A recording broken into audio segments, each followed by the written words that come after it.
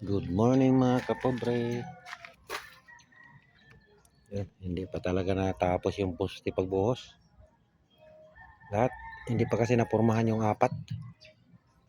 Apat na lang talaga na poste, hindi pa napurmahan.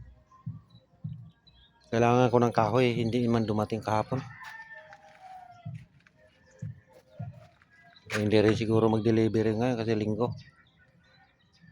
Baka bukas pa yun. So, bukas pa talaga ito magawa ng purma yung apat na poste. Yung may purma na yan, tapos na yung pagbuhos. Tatanggalin na lang yung purma. Yan na lang yung ililipat ko dito sa ano. Yung tatlo na lang yung malalaki na poste. Saka dalawang poste na maliliit.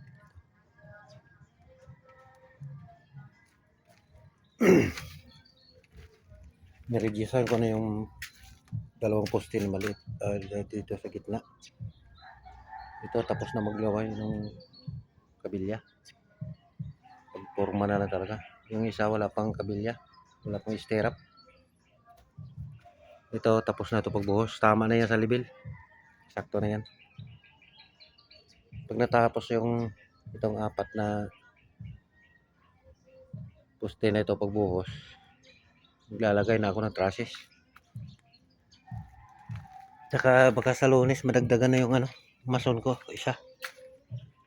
Tsaka may isang labor.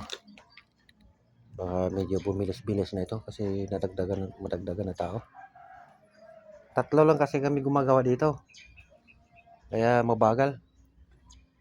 Kung marami lang sana kami, baka tapos na ako pagbubong.